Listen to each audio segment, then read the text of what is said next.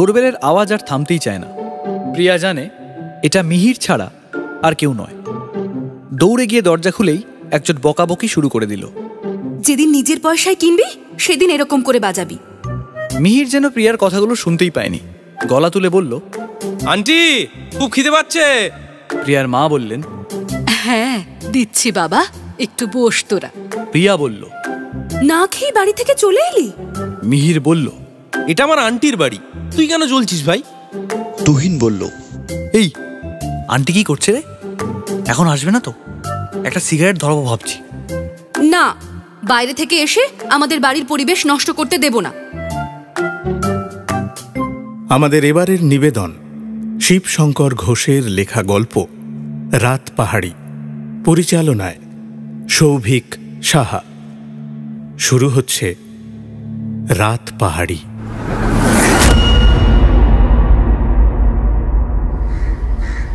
প্রিয়ার মা চাটা খেয়েই রান্নাঘরে গেলেন। ছেলেগুলো এবার এলো বলে। ছেলেগুলো মানে প্রিয়ার 3 মূর্তিমান বন্ধু, তুহিন, মিহির আর অবিচল। অবিচল শুধুই প্রিয়ার বন্ধু নয়, হয়তো তার চেয়ে আরও কিছুটা গভীর ওদের দুজনের সম্পর্ক। অনেকদিন পর ওরা সবাই আবার একসঙ্গে কলকাতায়। এমনিতে 3 জনই বাংলার বাইরে ইঞ্জিনিয়ারিং পড়ে। ফিরেই আড্ডা দিতে প্রিয়ার বাড়ি এসে হাজির। শুধু প্রিয়াই কলকাতাতেই কম্পিউটার ইঞ্জিনিয়ারিং পড়ছে। ওদের 3 জনের চুলোচুলি যখন পুরো দমে, তখন এক মনে অবিচল খবরের কাগজে কি যেন পড়ছে। প্রিয়া ব্যাপারটা লক্ষ্য করছিল, না থাকতে পেরে অবিচলকে জিজ্ঞেস করেই ফেলল, এই কি পড়ছিস অত মন দিয়ে? অনেকক্ষণ পর অবিচল মুখ খুলল, খুব ইন্টারেস্টিং সাবজেক্ট। সরকার পুরনো একটা রেল স্টেশন আবার চালু করবে কিনা সেই নিয়েই সমস্যা। সবাই হেসে উঠল অবিচলের কথা শুনে। মিহির বলল, এই ব্যাপারে আমার গবেষণা, আর গবেষক কুমার অবিচল। অবিচল গম্ভীরভাবে বলল, আছে ভাই আছে, এটা জেসে স্টেশন নয়, ভূতের স্টেশন। মানে? অবিচল কিছু বলার আগেই প্রিয়ার মা খাবার নিয়ে হাজির, ফুলকো লুচি আর আলুর দম। তুহিন বলল, এই তো আন্টি, আপনার হাতের খাবারের জন্য না আমি মাইলের পর মাইল হেঁটে আসতে রাজি। প্রিয়া বলল, এটা না বললেও খেতে পেতিস। মিহিরের খাবারের দিকে মন নেই, অবিচলের দিকে তাকিয়ে। সবার হাতে লুচি হতে পারে, কিন্তু সবার মন এখন অবিচলের দিকে। অবিচল বলল, আমি এই স্টেশনটার কথা অনেকদিন আগেই শুনেছিলাম। আমাদের দেশের প্রথম 10টা ভুতুরে স্টেশনের মধ্যে একটা। এই আমরা সবাই মিলে এক রাত কাটিয়ে এলে কেমন হয়? তুহিন বলল, আমার কি পাগলা কুকুরে কামড়েছে? দেখ ভাই, আমি ভগবান আর ভূত দুটোই বিশ্বাস করি, আর রাতের বেলা তো আরোই করি। শুনেছি অনেকেই ওখানে অ্যাডভেঞ্চার করতে যায়, বা বলতে পারিস ভূতের সঙ্গে দেখা করতে যায়। আমার সঙ্গে এখান থেকে যদি একজন কেউ যায় তাহলে আমি যাচ্ছি। মিহির বলল, আমি আছি বস, চল পরশু বেরিয়ে পড়ি। বুধবার, সেদিন আবার আমাবস্যাও পড়েছে, জমে ক্ষীর। প্রিয়া বলল, পাগলামির একটা সীমা আছে। জীবনে শুনিনি যে কেউ ভূতের সঙ্গে দেখা করতে যায়। কান থাকলেই শুনতে পেতিস, লোক জানলে তো যাবে। তোদের বেড়ানোর পৃথিবীটা তো দীঘা, পুরী আর দার্জিলিং নিয়ে তৈরি। যাকে বাদ দে, মিহিরার আমি তো যাচ্ছি। তুই গেলে আমিও যাব। মানে? আঙ্কেল অ্যালাউ করবে? মাকে ম্যানেজ করে যাব। তাহলে তুহিন বাকি থাকে কেন? আমি দিনের বেলা তো ভূত বিশ্বাস করি ভাই, আমায় ছেড়ে দে প্লিজ। আমি ভাবতেই পারছি না, বেটার ভূতের সঙ্গে দেখা হলে আমাকে একটা ভিডিও কনফারেন্সে নিস। অবিচল এবার উঠে সোজা গিয়ে লুচির প্লেটটা কেড়ে নিল তুহিনের কাছ থেকে। যাবি কিনা বল, গেলে লুচির প্লেট ফেরত পাবি, না হলে বাকিটা আমার পেটে যাবে। বলতে বলতেই এক টুকরো লুচি চালান করে দিল মুখের ভেতরে। যাবো, কিন্তু আমি তো বাড়ির এক ছেলে। তুহিনের কথা শুনে সবাই প্রায় একসঙ্গে বলে উঠল, আমরা কি বাবা মায়ের 10টা নাকি রে? যাই হোক, শেষে তুহিন রাজি, কিন্তু ওর একটাই শর্ত, যে ও যেন সবসময় দলের মাঝখানে থাকতে পায়। সব ঠিক হয়ে গেল, সিদ্ধান্ত পাকা। বুধবার অমাবস্যা, তাই ভূত দেখতে যাওয়ার এর চেয়ে শুভ দিন আর হতেই পারে না। সবাই যে যার বাড়িতে ম্যানেজ করে ভোরবেলায় হাওড়া স্টেশনে হাজির, সঙ্গে একটা রাত কাটানোর সমস্ত রকমের ব্যবস্থা। ট্রেন একদম রাইট টাইম। ট্রেনে চড়ে একসঙ্গে বন্ধু বান্ধবদের সঙ্গে যাওয়ার মজাই আলাদা। কিন্তু ঠিক সময় ছাড়লেও মাঝে একবার কোনো একটা অচেনা স্টেশনে ট্রেনটা বেশ কিছুক্ষণের জন্য দাঁড়িয়ে রইল, আর তাতেই লেট হয়ে গেল। রাতপাহাড়ি পৌঁছতে পৌঁছতে বেলা প্রায় 2টো বাজল। 4 জনে মিলে সব জিনিসপত্র নামিয়ে নিতেই ট্রেনটা ঝমঝম শব্দ করতে করতে চলে গেল। তুহিন বলল, কি আশ্চর্য! লক্ষ্য করেছিস, আমরা ছাড়া আর কেউ নামলো না। মিহির বলল। আরেকটা জিনিস লক্ষ্য করেছিস, আমরা ছাড়া কোনো মানুষের দেখা নেই। অবিচল গম্ভীরভাবে বলল, তোরা কি ভেবেছিলিস কুলি কুলি বলে লোক ছুটে আসবে, নাকি চা চা বলে হকার ঘুরে বেড়াবে?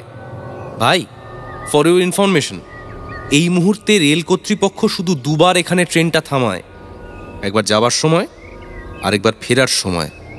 ব্যাস, রেলের কাজ শেষ, তারপর শুধু নিস্তব্ধতা। চারিদিকে সবুজে ঘেরা স্টেশন, নিঃসঙ্গ 2টি রেল লাইন আর ছোট্ট প্ল্যাটফর্ম। টিকিট ঘর আর পাশের দোতলা রেল কোয়ার্টারটা গাছেদের দখলে।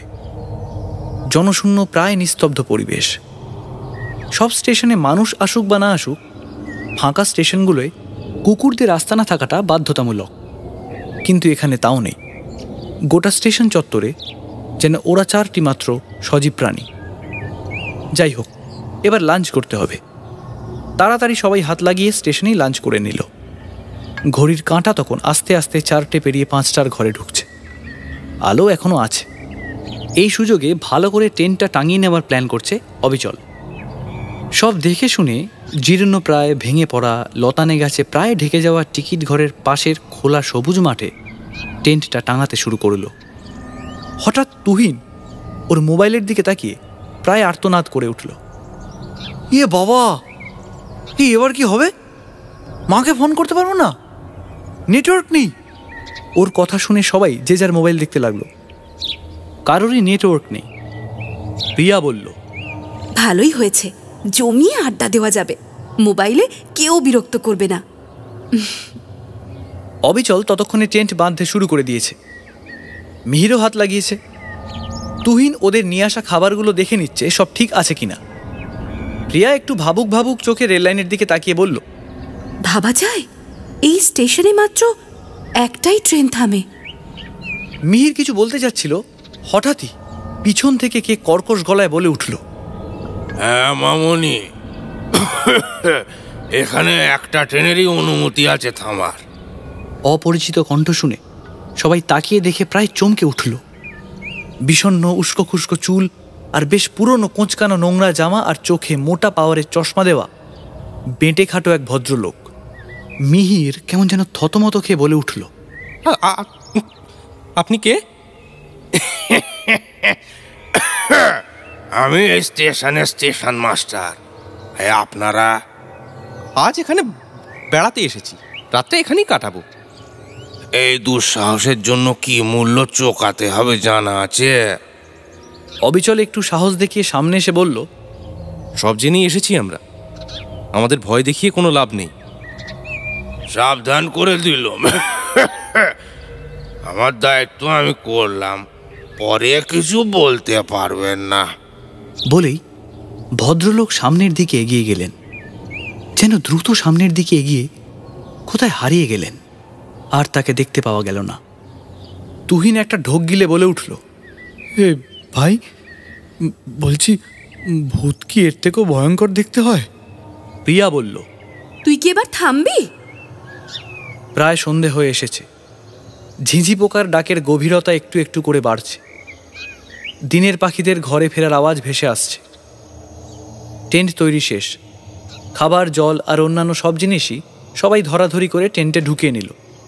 অন্ধকার নেমে আসায় এখন একটুখানি দূরেও আবঝা দেখাচ্ছে।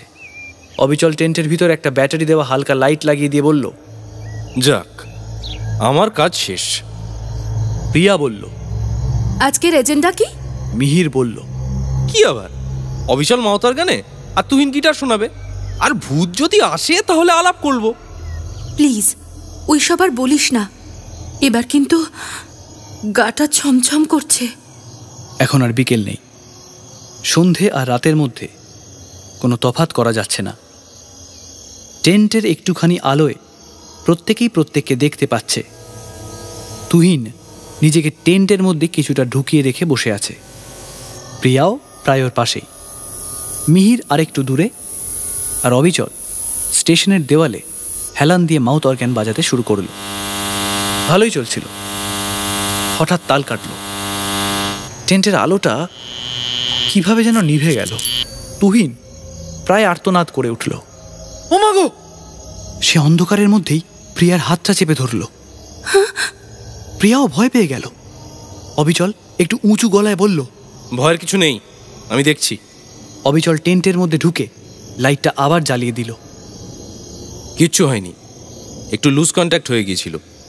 তুহিন, তুই গিটার শুরু কর। আমি? আমার একটা আঙুলের সঙ্গে আরেকটা আঙুল জড়িয়ে যাচ্ছে, প্রাণহীন অবস্থা, আর তুই বলছিস গিটার বাজাতে?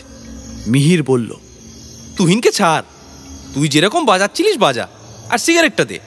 অবিচল পকেট থেকে সিগারেট আর লাইটারটা ছুঁড়ে দিল মিহিরকে। সিগারেটটা মুখে নিয়ে মিহির লাইটারটার জ্বালাতেই দমকা হাওয়া এসে লাইটারের আলোটা নিভে গেল। শুধু তাই নয়, মুখ থেকে সিগারেটটাও পড়ে গেল। অবিচল বলল, কি হয়েছে রে? মিহির বলল, এই কেমন একটা দমকা হাওয়া দিল হঠাৎ, সিগারেটটাও পড়ে গেল। কোথায় হাওয়া? মানে তোরা হাওয়াটা পেলি না? তুহিন বলল, আমরা পাইনি, কিন্তু তুই পেয়েছিস। এবার বোঝ আসল ব্যাপারটা কি। অবিচল একটু রেগেই বলল, এতে বোঝার কি আছে, তুই বোঝ। আমারও কিন্তু ব্যাপারটা কিরকম যেন লাগলো। কোনোদিন মুখ থেকে সিগারেটটা পড়েনি, আর লাইটারের আলো তো কোনোদিন এভাবে নিভে যায়নি। ঝিঁঝি পোকার আওয়াজ ক্রমেই বাড়ছে। অন্ধকার ওদেরকে ঘিরে ধরেছে। টেন্টের আবঝা আলো ওদের শরীরে সামান্যই আলো দিতে পারছে। প্রিয়া বলল, এই চুপ, কিসের যেন একটা শব্দ, মন দিয়ে শোন। অবিচল বলে উঠল, হ্যাঁ শুনেছি, ট্রেনে করে ভূত আসছে। ভুলে যাস না, আমরা ট্রেন লাইনের পাশে বসে আছি। যেটা শুনছিস সেটা ট্রেন আসার শব্দ। সত্যি তাই। একটু পরেই স্টেশনের নিস্তব্ধতা খান খান করে ট্রেনটা স্টেশনে এসে দাঁড়ালো, কিন্তু কেউ উঠল না বা কেউ নামলও না। কয়েক সেকেন্ড মাত্র দাঁড়িয়েই তারপরই ঝমঝম শব্দ তুলে ট্রেনটা চলে গেল। তুহিন বলল, ট্রেনটা কলকাতায় গেল তাই না? মিহির বলল, আহারে, আগে বলতে পারতিস, তোকে ট্রেনের ভেতরে ছুঁড়ে দিতাম, কাল সকালেই পৌঁছে যেতিস। অবিচল বলল, এবার পেটে টান দিয়েছে ভাই, চল ডিনারটা করে নি। এক কথায় সবাই রাজি। সবাই এক এক করে মোবাইলের টর্চ জ্বালালো। এবার মোটামুটি একটু আলো হলো, ডিনার করা যেতে পারে। টেন্ট থেকে খাবারগুলো এক এক করে নিয়ে এলো প্রিয়া আর তুহিন। টেন্টের বাইরে মেঝেতে খবরের কাগজ পেতে কাগজের থালা নিয়ে রাতের খাবার শুরু হলো। প্রিয়ার বাড়ি থেকে নিয়ে আসা রুটি আর মাংস। অবিচল বলে উঠল, এসব খাবার খেলে পরমায়ু বেড়ে যায় ভাই। আন্টির রান্নার হাত একেবারে সোনা দিয়ে বাঁধানো। খেতে খেতে একটা রুটির টুকরো মুখে তুলতে গিয়েই হঠাৎই মিহির কেমন চুপ করে গেল। অবিচল বলল, কি রে, কি হলো, তুই হঠাৎ চুপ করে গেলি? মিহির বলল, আমি কি ভুল দেখলাম? কে যেন চলে গেল, এক মহিলা, সাদা শাড়ি পরা, এক পলকে চলে গেল। কোন দিকে বলতো, আমি যাচ্ছি দেখতে। প্রিয়া বলল, কেউ এক পাও এগোবে না। আমরা চারজন কোনোভাবেই আলাদা হব না, তোকে আসার আগেই বলে এসেছি কিন্তু। তুহিন বলল, হ্যাঁ হ্যাঁ, প্রিয়া ঠিকই বলেছে। অবিচলও প্রিয়ার চিৎকারে বসে পড়ল। ততক্ষণে সবার খাওয়া হয়ে গেছে। তুহিন নিজেকে একটু সামলে গিটার শুরু করেছে। একটার পর একটা গান বাজাতে লাগলো। রাতের আলো আঁধারির মধ্যে সেই আওয়াজ দূর দূরান্তরে ছড়িয়ে পড়তে লাগলো। চার বন্ধু বিভোর হয়ে শুনতে লাগলো। কিন্তু সে আর কতক্ষণ? টেন্টের পাশে পুরনো ভাঙা টিকিট কাউন্টারের মরচে ধরা লোহার দরজাটা মাঝে মাঝে বিকট শব্দ করে খুলছে আর বন্ধ হচ্ছে। গিটারের শব্দ ছাপিয়ে সেটা সবার কানে এসে পৌঁছতে লাগলো। কিন্তু এটা কি করে সম্ভব? এখন তো কোনো হাওয়াই নেই। ঠান্ডা হাওয়ার ঝলকে ঝলকে একটা নতুন অপরিচিত গন্ধ ভেসে আসতে লাগলো। বৃষ্টির কোনো সম্ভাবনাই নেই। আকাশের তারা জ্বলজ্বল করছে। দূর থেকে শিয়ালের আওয়াজ ভেসে আসছে, তার সঙ্গে সেই ঝিঝি পোকার ডাক। এর মধ্যে এত কনকনে ঠান্ডা হাওয়া আসবে কোথা থেকে? কোথাও যেন তাল মিলছে না। এরই মধ্যে আবার টেন্টের আলোটা একবার দপ করে বেড়ে উঠেই নিভে গেল। মিহির টেন্টের মধ্যে দৌড়ে গেল লাইটটা ঠিক করতে, আর সঙ্গে সঙ্গেই আবার দৌড়েই ফিরে এলো, আর বড় বড় চোখ করে হাঁপাতে লাগলো। ভেতরে কেউ বসে আছে ভাই, মাইরি বলছি, আমি আর যাব না। অবিচল বলল, আমি দেখছি। প্রিয়াও সঙ্গ নিল। কোথায় কি? কিছু নেই তো। কি করে সম্ভব? আরে আমি তো নিজে দেখে গেলাম এই মাত্র। ঠিক কি দেখেছিস বলতো? কেউ বসেছিল পিছন ফিরে, পরিষ্কার দেখেছি। ভুল দেখিনি ভাই, হতে পারে না। চোর নয় তো? সব জিনিসপত্র ঠিক আছে কিনা দেখা দরকার। অবিচলের কথা শেষ না হতেই খুব কাছেই শেয়ালের ডাকে সবাই চমকে উঠল। এদিকে তুহিন ভয় আঁতকে উঠে অবিচলের হাত চেপে ধরেছে। তুহিন ভয় কাঁপতে কাঁপতে বলল, ওই দেখ, ওই স্টেশনে কে যেন দাঁড়িয়ে আছে। অবিচল গম্ভীরভাবে বলল, তাই তো, একটু আগে ওই মহিলাই এখানে ছিল, এই টেন্টের ভিতরে স্পষ্ট দেখেছি। কেউ আর নিজের পাশের জায়গাটাকে যেন বিশ্বাস করতে পারছে না। সবার চোখ এখন স্টেশনের দিকে। প্রায় মিলিয়ে আসা চাঁদের আলোয় চারজন প্রায় একসঙ্গে দেখল জনশূন্য স্টেশনে একা এক মহিলা দাঁড়িয়ে আছেন। হাওয়াতে তার সাদা শাড়ির আঁচল উড়ছে। সবাই নিজেদের মুখ চাওয়াচাওয়ি করতে লাগলো। একটু পরে স্টেশনের দিকে ফিরে তাকাতেই সেই মহিলাকে আর দেখতে পাওয়া গেল না। এই আবঝা অন্ধকারের মধ্যে এত তাড়াতাড়ি গেলেন কোথায় তিনি? হাওয়ায় মিলিয়ে গেলেন নাকি? স্টেশন 50 মিটারের মধ্যে। আবঝা আলোয় অস্পষ্টভাবে অল্প অল্প দেখা যাচ্ছে। অন্ধকার ঘন হয়ে এলো। আকাশের তারা আর দেখা যায় না। তার মানে মেঘ করে আসছে, হাওয়া দিতে শুরু করেছে। শিরশিরে ঠান্ডা হাওয়া, গতি বাড়ছে আস্তে আস্তে।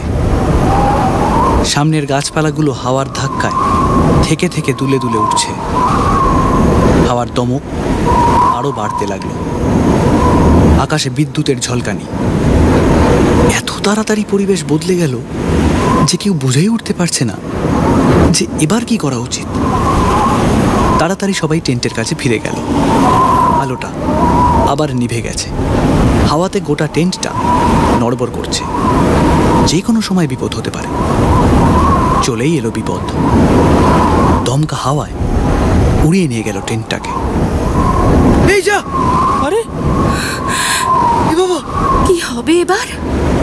প্রিয়ার কথাগুলো হাওয়ায় ভেসে গেল। পাশের কারুর কাছে পৌঁছলো না। ততক্ষণে ঝড় এসে পড়েছে। সাঁই সাঁই হাওয়ার শব্দ তীরের মতো কান ঘেঁষে উড়ে যাচ্ছে।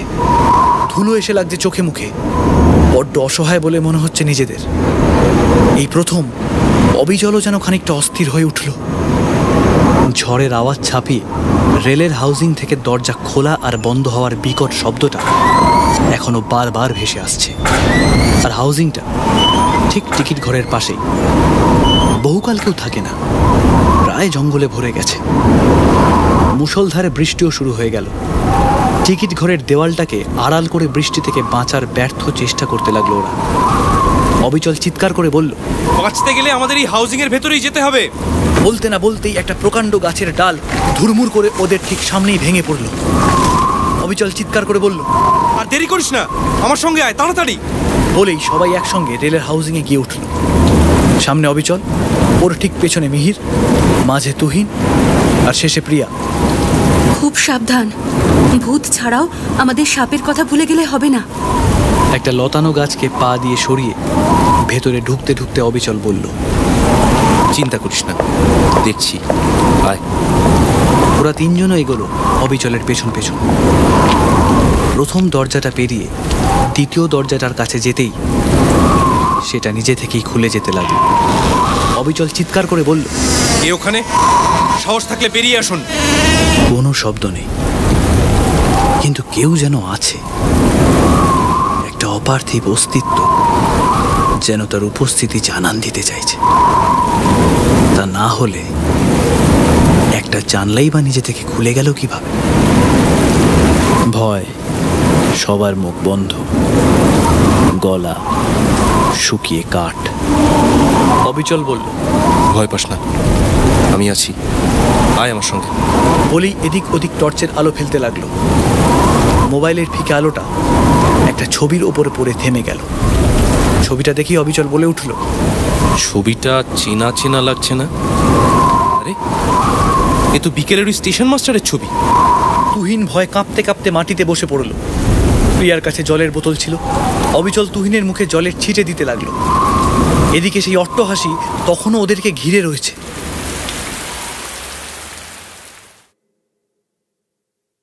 অবিচল বলল, তোদের একটা কথা আমি লুকিয়েছিলাম। এখানে এক মহিলার আত্মা ঘুরে বেড়ায় বলেই শোনা যায়। সেই কাউকে টিকতে দেয় না এখানে। আজ থেকে অনেক দিন আগে কোনো একজন এই মহিলাকে প্রথম দেখতে পেয়েছিল। স্টেশন মাস্টারকে সে কথা জানাতেই তিনি নাকি ফু দিয়ে উড়িয়ে দিয়েছিলেন। তারপরই ওই স্টেশন মাস্টারের মৃতদেহ এই হাউজিংয়ের ভেতরে পাওয়া যায়। শুধু তাই নয়, ওনার গোটা পরিবারটাই শেষ হয়ে গিয়েছিল। সবার দেহ পাওয়া যায় ওই হাউজিংয়ের ভেতরে। কিন্তু আজ বিকেলে ওনাকে দেখে আমি বুঝতেই পারিনি যে উনি সেই স্টেশন মাস্টার। বিশ্বাস কর। প্রিয়া বলল, চল বাইরে যাই, ভয় লাগছে আমার। বাবু সোনা, এই বাড়িতে নিজের ইচ্ছে আসা যায়, কিন্তু যাওয়া যায় না।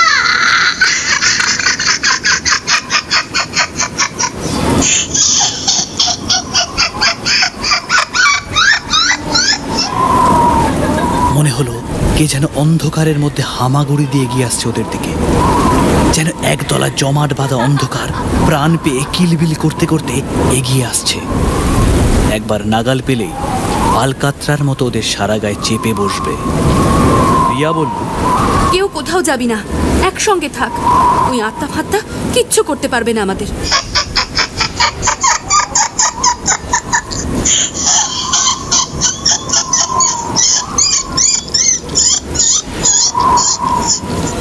জমাট বাঁধা ঘন অন্ধকার, কেউ কাউকে দেখতে পাচ্ছে না। শুধু নিঃশ্বাসে অনুভব করা যায় সবাই এখনো পাশাপাশি আছে। তুহিন ভয় কাঁপতে কাঁপতে বলল, মিহিরের গলা পাচ্ছি না কেন?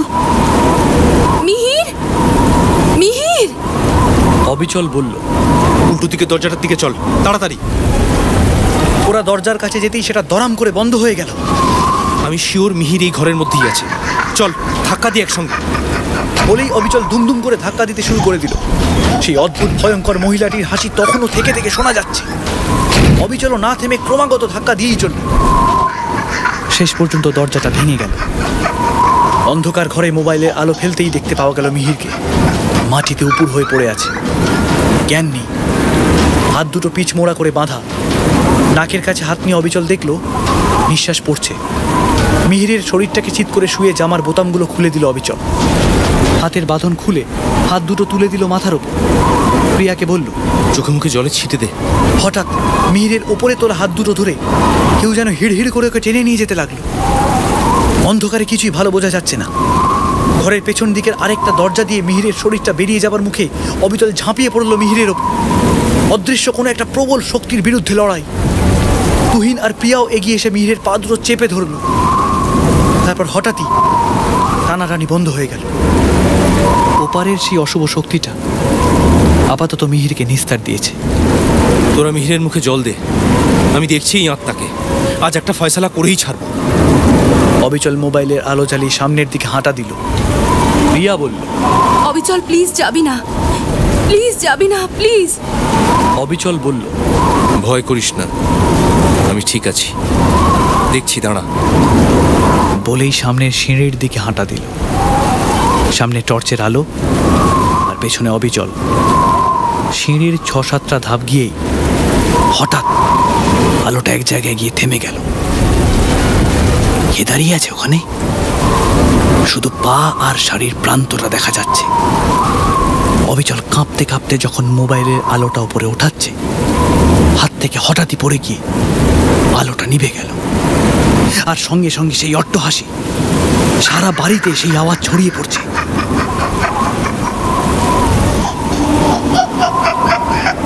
একটা অসহ্য ভ্যাপসা গন্ধে ভরে উঠছে ঘরটা।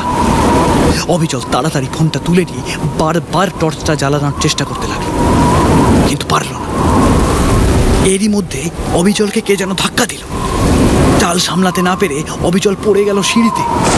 প্রিয়া অন্ধকারে ছুটে এসে অবিচলের হাত দুটো ধরে ওঠানোর চেষ্টা করতে লাগলো। নিজেকে সামলে আস্তে আস্তে উঠে দাঁড়ালো অবিচল। প্রিয়া বলল, আর না অবিচল, প্লিজ আমার কাছে চলে আয় আমার জন্য। ওর সঙ্গে লড়াই করিস না প্লিজ। বাইরের বিদ্যুতের ঝলকানি ঘরের ভেতরে এসে পড়ছে, আর তাতেই একবার ওই মহিলাটির চেহারাটা স্পষ্ট হয়ে দেখা দিচ্ছে। আগুনে ঝলসে যাওয়া মুখ, একটা চোখ প্রায় বেরিয়ে এসেছে, মুখ দিয়ে লালচে কি সব গড়িয়ে পড়ছে যেন। হার পারবে না বোধহয় ওরা, জ্ঞান হারিয়ে যাবে এবার। মাটিতে লুটিয়ে পড়ার আগের মুহূর্তে প্রিয়ার কানে এলো মাইকিং এর আওয়াজ। প্রিয়া, অবিচল, তোমরা কোথায়? আমরা থানা থেকে আসছি। প্রিয়া, তোমার বাবা আমাদের সঙ্গে আছেন, কোনো ভয় নেই তোমাদের।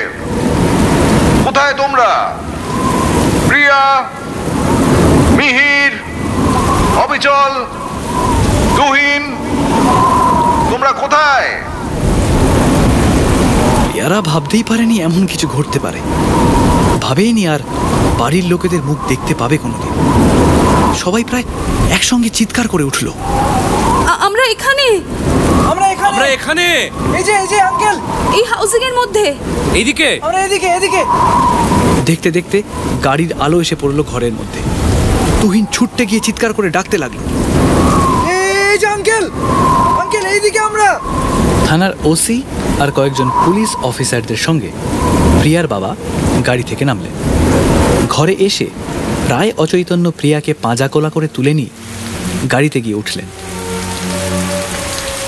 ওসি বললেন, এ বয়সে এ ধরনের থ্রিল করতে ইচ্ছে হয়, তবে এই জায়গাটা না বাঁচলেই ভালো হতো। রেল কোম্পানি যখন এখানে সবকিছু বন্ধ করে দিয়েছে, তখন এই ঝুঁকি নেওয়াটা ঠিক হয়নি। যাকে চলুন ফেরা যাক।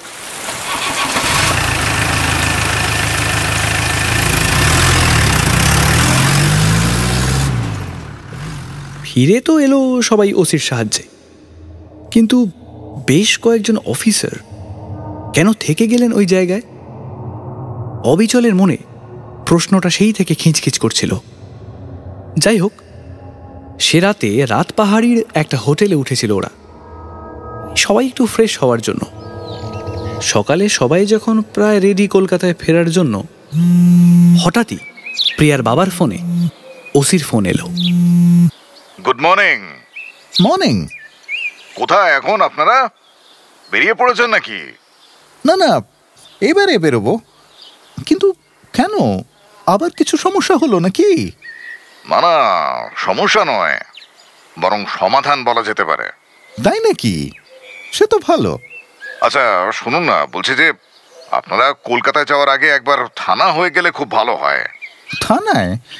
মানে কারণটা কি জানতে পারি? আরে মশাই, আসুনই না একবার, সাক্ষাতে সব বলবো। ও, এক কাপ চাই না হয় খেলাম একসঙ্গে। আচ্ছা ঠিক আছে, আসছি তাহলে আমরা। আবার থানায় যেতে হবে? সবাই ওর মুখের দিকে তাকিয়ে, বিশেষ করে তুহিনের মুখে আবার সেই ভয়ের চেহারা দেখা দিয়েছে। থানা সামনেই, হাঁটা পথ। থানায় ঢুকতেই পরিচিত খবরের টিভি চ্যানেলের সাংবাদিকদের ভিড় চোখে পড়ল। কেউ বুঝে উঠতে পারছেন ব্যাপারটা কি? না মানে ঠিক ভাবতে ভাবতেই ওসি সাহেব সামনে থেকে এসে ওদের সবাইকে উষ্ণ অভ্যর্থনা জানালেন। বললেন, তোমাদের সবাইকে ধন্যবাদ। গতকাল না জেনে তোমরা একটা বড় সামাজিক কাজ করে ফেলেছ। কাল যেখানে গিয়েছিলে এতদিন জানতাম সেটা ভুতুড়ে জায়গা, কিন্তু কাল যখন তোমাদের ওখানে উদ্ধার করতে গেলাম তখন ওখানে কেউ একজন আমাদের দেখে লুকিয়ে পড়েছিল। তখনই মনে হয়েছিল যে ভূত টুত নয়, মানুষই থাকবে ওখানে। ভূত মানুষ দেখে লুকোতে যাবে কেন, তাই না? তো তোমাদের বাইরে এনে আমরা ওখানে এনকাউন্টার করি। এক মহিলা সহ 4 জন গ্রেফতার হয়েছে। 4 জন লোক পুরনো স্টেশন মাস্টারের মেকআপ নিয়ে আর সাদা শাড়ি টাড়ি পরে ভূত সাজতো এরা। আসলে এরা সব ওই নিষিদ্ধ ট্রাকের ব্যবসা করে। একাধিক খুনের অভিযোগও রয়েছে।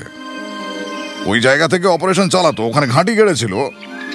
তার জন্য ওখানে ওসব ভূতের গুজব টুজব ছড়িয়ে নিজেরা ভূত ফুত সেজে লোকজনকে ভয় দেখাতো যাতে ওখানে কেউ না আসে, ওরা নিশ্চিন্তে কুকর্মগুলো চালাতে পারে। মানে কুকর্মগুলো তো সবই কানে আসতো, কিন্তু ঘাঁটিটা কোথায় গেড়েছিল এরা সেটা ধরতে পারছিলাম না। যাকে তোমাদের জন্য এদের ধরা গেল, অনেক ধন্যবাদ তোমাদের। চলো সাংবাদিকদের কাছে যাওয়া যাক, ওনারা তোমাদের জন্য অনেকক্ষণ অপেক্ষা করে আছেন। এসো এসো এসো। প্রিয়া বলে উঠল, 3 cheers for 4 মূর্তিমান। Hip hip hurray, hip hip hurray, hip hip hurray.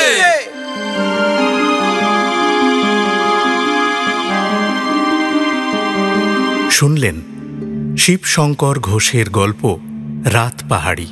গল্প পাঠে ও তুহিনের চরিত্রে সবুজ বর্ধন, অবিচল, মিহির ও স্টেশন মাস্টার অনুজয় চট্টোপাধ্যায়, সূত্রধার প্রিয়া এবং প্রিয়ার মায়ের চরিত্রে দেবশ্রী মুখার্জি, সাদা শাড়ি পরা মহিলা গঙ্গোত্রী ব্যানার্জি, শব্দগ্রহণ সুরজিৎ গাঙ্গুলি, আবহ ও শব্দ নিয়ন্ত্রণ অরিজিৎ পাল, পোস্টার চয়ন মণ্ডল ওসি, প্রিয়ার বাবার চরিত্রে এবং সমগ্র পরিচালনায় সৌভিক সাহা।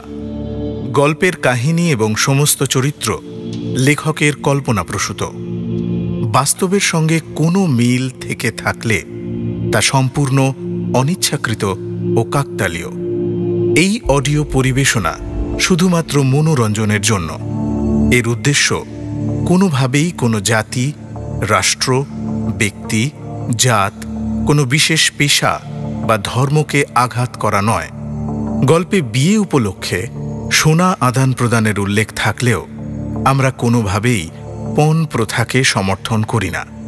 পণ প্রথা আইনত দণ্ডনীয় অপরাধ। অডিও রূপান্তরের প্রয়োজনে গল্পের ভাষায় সামান্য পরিবর্তন করা হয়েছে। মদ্যপান, ধূমপান, মাদক সেবন স্বাস্থ্যের পক্ষে ক্ষতিকর। কোনো রকম অন্ধবিশ্বাস ও কুসংস্কারকে গুরুত্ব দেওয়া আমাদের উদ্দেশ্য নয়। এমন আরও অনেক গল্প আছে আমাদের কাছে। শুনতে থাকুন, সঙ্গে থাকুন।